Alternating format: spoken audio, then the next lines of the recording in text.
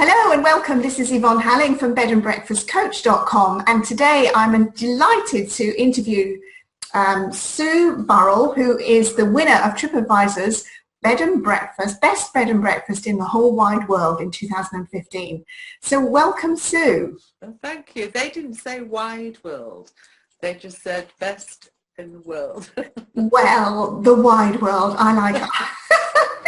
So I know that you've got some wisdom to share with our viewers. So I'm going to go through a few questions with you so that you can tell us what the secret is of your success.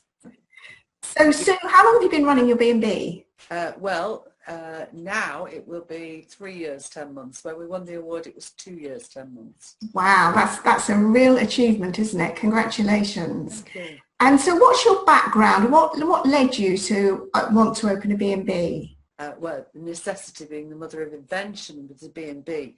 My husband and I have backgrounds in hospitality. I met him through his sister.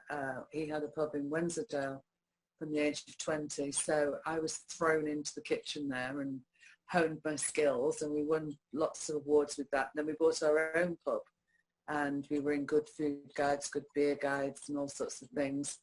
But that was very hard. We left the industry when we had our young family, and I've been a mental health nurse, all sorts of things. I've been in business training, education, set up a network of colleges in the Dales. I latterly trained as a mental health nurse when I had to go with my son to Manchester for him to complete his A-levels. So I went back to university and got another degree. And I've been an education welfare officer as well, in child protection. So the mental health training would have come in really handy for the B&B then. It's been really useful, yeah. Fantastic. So what led you to start B&B then after all of that? We had downsized to a 2-bedroom apartment, my husband and I, which we remodelled, and we told the children where we'd moved to. Unfortunately, they came back. So we had... Just 1 second, there is somebody at the door. Okay. Knocking at the window and staring at me. It's a plumber. My daughter arrived from Manchester with a baby and a bouncer from Manchester, who luckily has bounced back to Manchester. And so we had to give up our bedroom. And then my son, who's a geologist, decided that he didn't like working full-time. He was going to work as a teacher. And so he wanted to come home and wait till his course started. And when he did graduate, he then got a post in Egypt, but not before we had bought this large house to accommodate all the family. And when they left, my husband said, "I'm not moving, you'll have to think of something." So I started child minding, and I said to Andrew, "We've got all these bedrooms, why don't we see if we can let a bedroom?" And after 10 months, we were in the top 25 in Europe on TripAdvisor with 1 bedroom. So we opened another bedroom. And 1 year after that, we were number 9 in the world. So we opened our 3rd bedroom. And I was up in January of last year and said, "We've got a special award for you this year." And I thought they meant for my scones. And I was waiting, and I said, "Come on." He said, "Yeah, you're number 1 in the world." That's amazing. That is amazing. It was a bit silly, wasn't it? So we've no more bedrooms now. That's as much as we can manage. We're full all the time, so we're stopping at that. So, sorry, my husband keeps walking in and out. That's the rattle that you can hear on the street. That's okay. Don't worry. And so did you set out to win an award? Being as you've won lots of awards before, you knew the power of awards, right? Yes, but no, we didn't. It was a complete surprise. When we were starting in business, because we'd never done this before, I went to see the number 1 B&B in Massam on TripAdvisor, and the gentleman there was kind enough to say, "Don't pay to advertise anywhere. As soon as somebody puts you on TripAdvisor, your business will take off." And sorry, can I just stop the recording again? Thank you. So, yeah, we went to see other businesses, and the gentleman who ran the number 1 bed and breakfast in Massam said, "Don't pay to advertise. Everybody wants £400 off you. Whatever you do, they all want £400 off you. He said, just wait till somebody puts you on TripAdvisor and your business will take off. And prior to going on TripAdvisor, I'd been trying to access any free marketing that I could. I was on Google and everything, and we had 2 guests in 3 months. And then one of the guests put us on TripAdvisor, and the very next day somebody phoned up and said, I didn't know you were B&B, I'd like to book. And they stayed for 3 days and put a really nice review on, and it just snowballed. And that's how it's worked, and that's what we've relied on, TripAdvisor. So that one strategy. Yes, and also because we had been in business before, we knew how many people come to you all the time saying, just pay this amount of money and we will fill your bedrooms. So we were wise to that and following his advice. And also because we were starting off slowly, we were also childminding at the time. So we didn't want too many bookings, and we were new to this business. So we wanted to take it steadily. And as it happened, because we won the first award so quickly, every time a baby went to nursery, we didn't replace them as childminders. And it was like a scale that as one built up, we dropped the others. And our granddaughter, who was the primary reason we were childminding, went to full-time education in January, just as we won the award and became full overnight. So it's worked out really well. Oh, what a great story. So what kind of guests do you attract, Sue? There isn't a type, because we were on the world stage straight away with our first award. In fact, our very first guest was from Israel. He'd come to Massam to buy beer from one of our 2 breweries that we have in town. So that was quite extraordinary. So he was a gentleman who liked beer and lived in Israel. Our second guest was a lady who was covering a Gymkhana event for Horse and Hound. We get people from West Yorkshire. We've had visitors from all over the world. This summer we had 28 Japanese tourists who tried to book in to see the best B&B in the world. We'd had 2 reporters from Tokyo, because we have a lot of interest from the Far East. We have a Chinese app. We're in various Japanese magazines. And the reporters who came to stay emailed and said, please could we book 28 for a Saturday night in June? And I said, well, I know you have pods in Japan, but the best I can do is sling hammocks from the beams, but you've stayed here, you know that it's not possible. So I suggested that they stay in a big hotel in town. And then one Saturday, I thought no more of it. When one Saturday in the summer, I was just taking my shopping trolley to get some stuff from the market. And the 2 reporters came running towards me and kissing me and saying, you #1 B&B in the world, we come see you now, okay? And I was like, yeah, you've been seen, but come on, you can come again. And then they said, just a minute. And they went round the corner, and then 28 Japanese tourists and their 2 interpreters came running, all with the cameras. And I had one room that I was awaiting the guest's arrival. So I said to them, you can only go in that room, don't go anywhere else, because when the reporters had stayed previously, they'd even photographed my knicker drawer. Oh! So, I mean, honestly, they photograph everything. I thought it was a myth, but it's not. Anyway, they didn't stick to it. They were everywhere. And the guests who were already in came downstairs and said, I don't know if you know, but there's hundreds of Japanese people taking photographs. Got them outside. We told them the history of the building, because it was the town's poorhouse, jail, and the fire station. Took them down the lane to the river, and then I noticed that there was a cricket match on, and Massam Cricket Ground is so quintessentially English, and they were all in whites.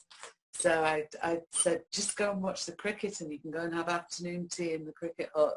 And when you finish, you can go back into the marketplace. And then I came back, I was like, oh my goodness, I couldn't believe what had happened. No. Got my shopping trolley, set off on the market. As I was coming back with my shopping, they all popped up from the recreation ground, ran over and started photographing the contents of my trolley. So I told TripAdvisor, and they say that the next time there is a trip, they've contacted the local media and they're going to film them coming to see the #1 B&B in the world. Oh my goodness! Oh my goodness. It's just, yeah, quite extraordinary, quite extraordinary. So we literally get visitors of all ages. We get people who are getting married or getting engaged. They come here to celebrate special occasions because we have 2 breweries. So we get people who do brewery trips. We're a centre for tourism and a good staging post for all the other visitor destinations in the Dales. People come here to walk. People buy presents as gifts for birthdays, anniversaries. This town has many fine restaurants, so people come here to celebrate weddings, parties, engagements. They come to learn new skills and crafts. We've got various craft centres. So it's a town that's busy 52 weeks of the year. Yeah. All over. So your kind of strategy for attracting guests is just purely and simply the reviews, using the reviews on TripAdvisor, right? There's nothing else that you do. But no, the strategy, I mean, like, for example, the opportunity to speak to you, that's a strategy that I would use. Yeah. The opportunity to speak to the press whenever the press contact me, because once your presence is known in an area, people contact you. I have opened a phone box. That was interesting, with champagne in town. I opened the 1,000th BT box for Superfast Broadband. Wow. And now I'm on BT blogs and T-Mobile and all sorts. And because I've been on the TV and radio, whenever there's an opinion that's anything to do with the accommodation industry, the press rings, so that there's all sorts of stuff like that. So if I get an invitation to share or to go to an event, I go and you share. It generates publicity, yes. Yeah. So you are your own publicity machine, right? I do all my marketing. Yeah. I'm very, very active. I watch what other people are doing. I trawl the internet constantly. I see what everybody in the industry is doing.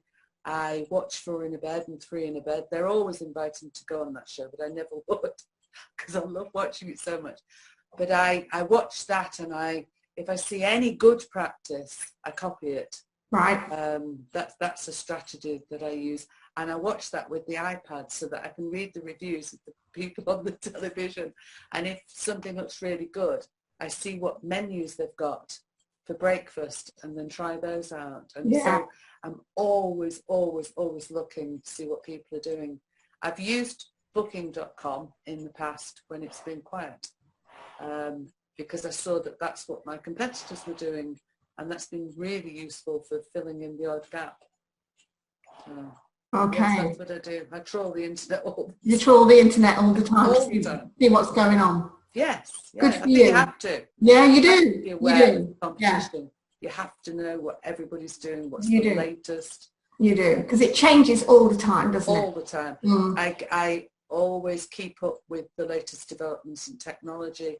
I go to any free training that's going on in the area, take every opportunity to network with other businesses whenever I can. We have open days here where businesses are invited. We swap cards with them and things. They're very successful. We did that when we first opened. So you've got a very strong presence in your local area. Yes. Yes. Yes. So what's your rough percentage of repeat guests? They can't get in, I'm afraid. They can't get in. They can only get in if they book when they're here, and they Right. know that. It's we have people who say, well, I couldn't get in last year, so I'm ringing now and I'm booking for December of 2016 because I couldn't get in last year. It's less than 1%. Yes. It's business all the time. Right. This month alone, we're on the 12th, aren't we? Mm. I've had 40 bookings this month. Mm. And each of the bookings average between 3 and 6 days in duration. Lovely. I think that's extraordinary for It this time. is. Yeah, but that's your reputation. You're leading with your reputation now that you've taken the trouble, you've done the groundwork, and it all happened very quickly for you. But once you've done that, you can live off that. Well, we don't sit back. We've got a new website. This is our third in 3 years, because I constantly look at other people's and I see what I like. So The new website, I've had it redesigned, and I've got a book online button right in the middle of the screen, so they can't miss it. So they go, and I got them to take off all the telephone numbers and anything that distracted. This one small telephone number, because I want people to book online. Exactly. Directing people to do the thing that you feel best with. Yes, well, when the guy first sent me the proof through, there were so many telephone symbols, and I said, what the heck are you trying to do? I don't want people to phone and discuss this. No. I want people to press a button. Yes. Make a commitment. Yes, absolutely. It's been really successful so far. We have now got 39% of 2016 already fully booked. Good for you. And we're in the beginning of January, so brilliant. That's without winning anything. Brilliant. So do you offer any other products and services apart from room and breakfast? Yes, I think so. We describe it on our website as a sociable welcome. That's the most important thing, I think, that we've already prepared people for their visit by immediately confirming their reservation, and then we send them another email asking if they want us to make reservations. We engage with them with traffic directions and things like that, and we say we're looking forward to their visit. So you do this kind of preparation thing before they arrive? Yeah, very much so, because that's the best practice. I mean, I've learnt this through reading and looking at the people's things. We get an arrival time from them, and we have freshly baked scones ready for them when they arrive. And people absolutely love that. Yeah. I mean, the smell in the room is fantastic. Yeah. And we give them a bottle of chilled and filtered water and a flask of fresh cold milk, which we replace twice a day. When they come back, there's always fresh milk for them, which people love. And we always try and find out when they arrive where they like to eat, and then we have all the menus in the rooms, and we go through them, and we have a map of the town. We tell them the locations. We have all the numbers so that they can book. We ask what they would like to do, and if they're walkers, we ask what type of walks they want to do. And then I have a whole book of laminated maps, and then I take some up depending on what they tell me, because some people say, I want to walk, and they mean a toddle around town. Other people mean 5 hours of a big hard yomp up a mountain. So we have walks of every grade, or visitor attractions to suit them, depending on what they've said. If they like gardens, we'll recommend gardens. So it's very much tailor-made. And also diet. That's when we ask them about diet. Because I like to spoil the guests. We have different specials every morning. Freshly caught trout that my husband catches the night before if they like fish. Wow. All sorts. I mean, just all sorts. Anything. And if they're gluten-free or if they have any allergies, I prepare special dishes for them. So your husband catches fish, right? Andrew does everything for physical to the building. I do the booking, the cooking, and the marketing. Right. Andrew does the maintenance, the decorating, the repairing. He sets up the breakfast in the morning. He irons the linen, and presents it, because it's like a silver service with gold-rimmed china and all of that. It looks like Betty's Tea Shop. I don't know if you've heard of that. Yes. It's like Betty's Tea Shop in the morning. And then Andrew does all the cleaning of the rooms, meticulous. And the only thing, he doesn't see dead flowers. No. So I have to go up and get the dead flowers. Well, no one's perfect, are they, Sue? No one's perfect. No. So we have separate areas of responsibility. Yeah. So I was going to ask you if you used any social media, but I noticed that you don't really use social media to attract. You just got this. Not to attract bookings. Yeah. I do, because I think it's a way of keeping in touch with other people and seeing what's going on. They also, I put blogs on there, anything that there's been on the TV or the radio. So I do that because there are things on our website, Google, LinkedIn, Twitter, and Facebook. I keep those all up to date. And do you write a blog? Sorry? Do you do blogging? No, I don't write a blog, but what I do is sometimes I'll write a piece and then I'll send it to the Bed and Breakfast Association. Right. or free to book. Right. And they just blog for you. Yeah. They blog for me. And then I cut and paste it and I put it on TripAdvisor. I put it on my own Facebook page. Yeah. And then I put it on to the Twitter page, so it saves me having to do it. So if you what would you have done differently if you were starting out again right now? What would you have done differently? One, we would have got outside laundry straight away instead of buying very expensive Egyptian cotton sheets and then spending all our lives trying to iron the creases out of them with a domestic iron. Yeah. Not possible. that was a big mistake. But now we have this pristine laundry that we carry in, and it's absolutely beautiful. Gorgeous, isn't it? And that's really good because all our suppliers have used the fact that we're number one in the world, and so they fight for the business and keep cutting the prices to get to our business. So that's worked out very well. Yeah. What did I think I made a note of something that I might have done. Oh yes, I know what it was. What I would have done originally, should have done from the start, was make the deposits non-refundable. Right. Because we do that now and we don't get cancellations, or if we do, we don't lose money. Right. And the other thing was I would have gone for online banking straight away. We did it because the bank in town closed, but now we take all our monies in full 15 days before arrival. Right. And the only time we've had some cancellations of any note was when there was a scramble for people to book any rooms in January last year. And so some of those inevitably were cancelled because people just grabbed any dates they could get hold of. But we didn't lose any money because everybody had paid either the deposit or if they were cancelling closest to the time, they paid the money in advance because we click it through on an automatic system. It's really important to have that payment system, that payment process in place, isn't it? And to it's fine if you only have 3 bedrooms. Yeah, so you can't afford you can't afford to have people cancelling at the last minute. You cannot, no. And it's really important. We stay in country house hotels, or we had a holiday in Whitby where we stayed in a bed and breakfast, and she didn't even want to deposit. And thought, you're going to get people taking the mickey if you don't do that. Yeah, it's foolish really, isn't it? I think so, yeah. It's important to be confident of your product and to say, these are the conditions of the service I provide, and to be confident that by asking for money and expecting it and having clear booking terms and conditions, that you are a business and you're proud of that business. And this is how we roll here.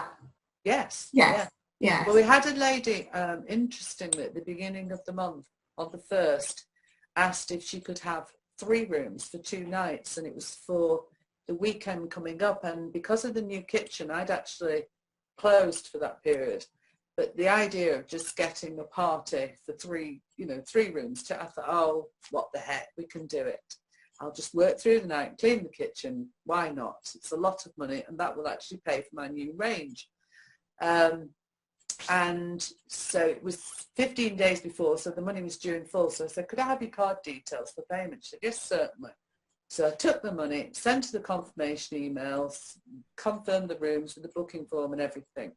4 days later, she contacted me and said, I don't accept your booking conditions. I'm cancelling the rooms because I had no idea you were taking my money before I arrived, because it's normal practice to take it when you leave.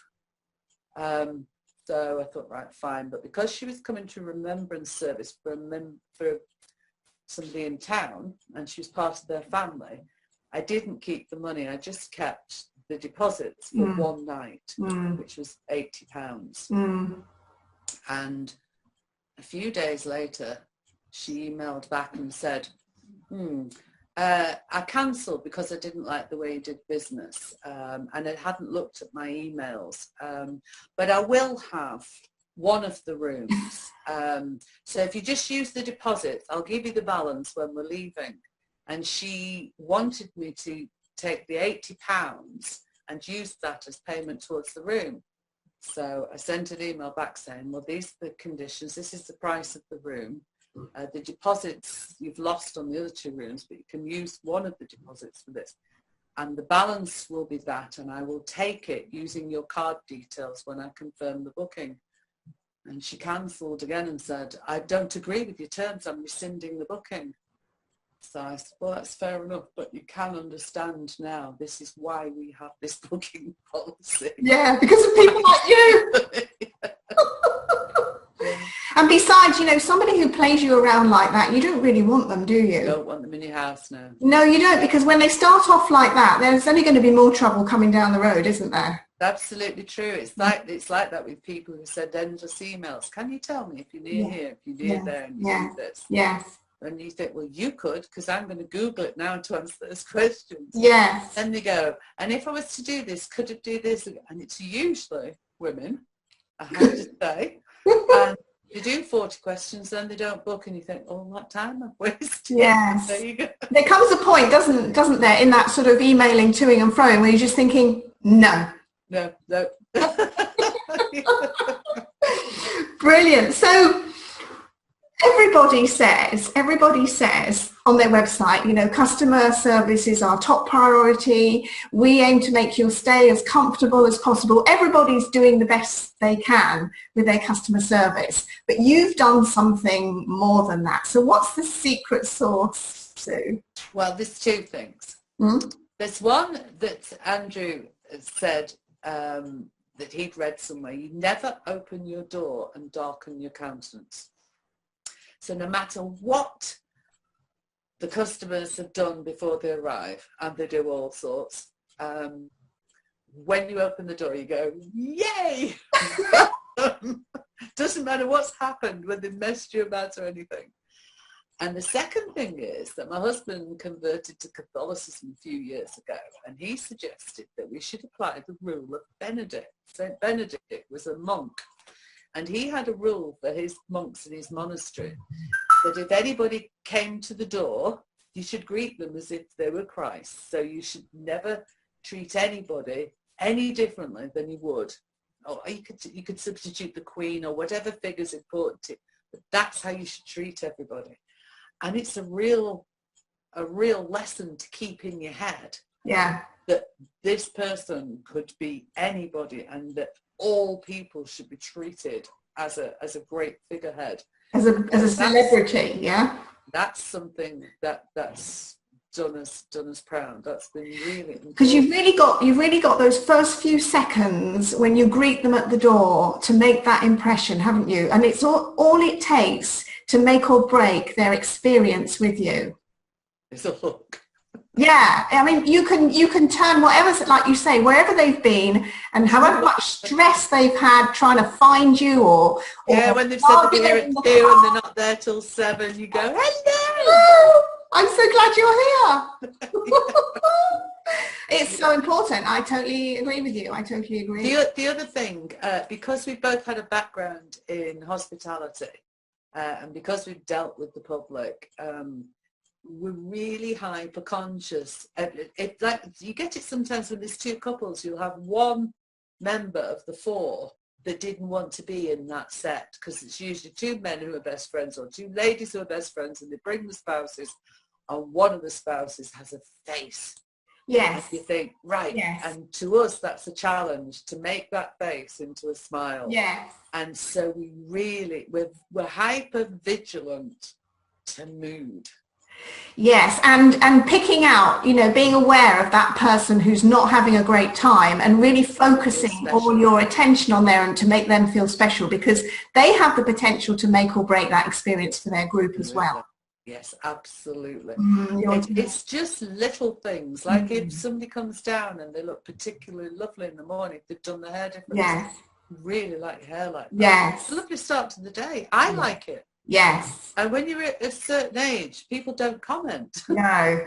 Don't comment, so it's nice to comment. Yeah. Or if I see somebody wearing a really smart jacket or something, that looks fabulous. I love your jacket. And they go, yes. Oh. Yeah. And it's noticing everything and noticing what they do with the cutlery, whether it's if you see that they've moved something because it's not convenient, making a note of that and moving it yourself before it inconveniences them again.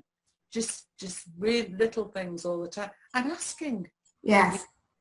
We say, is there anything that you'd like us to do? Is there anything that you'd like us to change? We ask those questions because when we first started, we asked everybody who's starting, please could you tell us if there's anything you think we could do to improve? And when you ask that sincerely, people respond constructively. They do. They gave us loads of helpful hints. Loads. Little teapots in the room. We had tea bags going in the mugs. Teapot would be nice. Of course it would. Cafetiere with fresh coffee. Of course it would. You know, all sorts of things. Yes, because people want to help. People generally, as human beings, we want to help each other. And so if you ask, you feel part of it as well. If you adopt, you enroll them in the process of building your business, and you create that community. You do. Yeah. You do. It makes them feel good. Because if you say to them, God, that's a fantastic idea, and I've thought of that, we'll do that immediately. Thank you so much. They go away going, and they write a terrific review because you've made them feel good. Exactly. And my husband taught me something. He said, don't tell people about yourself. No. Let them tell you about themselves. And they will think that they've had a good time and that you're an interesting person. It's like, wow, that's a hard one for me. Really hard on that one and go, and what do you do?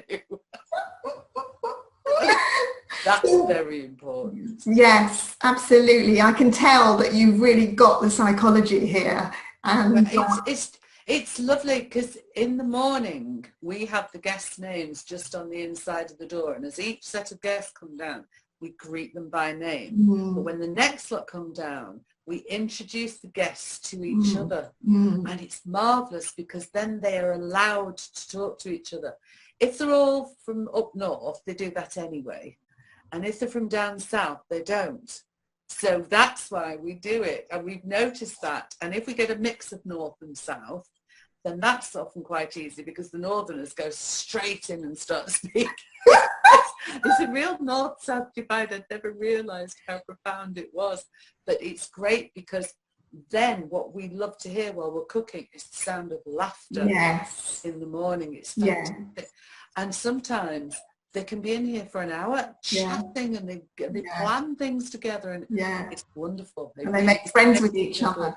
Yeah, they bond. It's great. It really is good. So what's your plans for the future? Well, we've just put in planning permission for to turn our buildings at the side into retirement accommodation for us, because what we would like to do is to begin to plan for our retirement, seeing as we never planned for the growth of this business. we were doing quite well until the children came back when we downsized, so that would be nice. But at the moment, what we're doing is we're planning. We do it all the time. We refurbish constantly. So we're just thinking the next colour scheme. The bedrooms have had new carpets and curtains twice now in 3 years. And we change the curtains and the soft furnishings because if people do come back, they don't want to see the same thing. No. And we like to keep it fresh, and it keeps us interested too. Yeah. So we've painted the house 3 times in 3 years, different colours. We'll be getting ready for spring. We have window boxes on the outside, and we plan different colour schemes and things. It was yellow when it was the Tour de France up here. So we're usually planning improvements because every penny that we make has gone back into the business. Right. So we upgrade the furniture. We're constantly improving. We look at everything that we have all the time and say, can it be better? Because that keeps us on our toes. Yeah, I think a mixture of your hospitality experience in your previous life and your mental health training made you the perfect hostess. Oh, thank you. Sue, thank you so much. So where can we find you? Not that we'll be able to book a room. But, yeah, you'll be all right. What's your website? Can you tell us your website? Yes, it's www.millgate-massam, which is spelled Masham, Yes. but it's pronounced Masham. Okay. .co.uk. Fabulous. And if you just put Millgate B&B, that comes up all the time. Well, you're taking bookings now for 2020, right? 2017. Sue, it's an absolute pleasure to speak with you today. Thanks so much for giving up your time and for sharing your wisdom. Oh, it's my pleasure. Yeah. Thank you so much.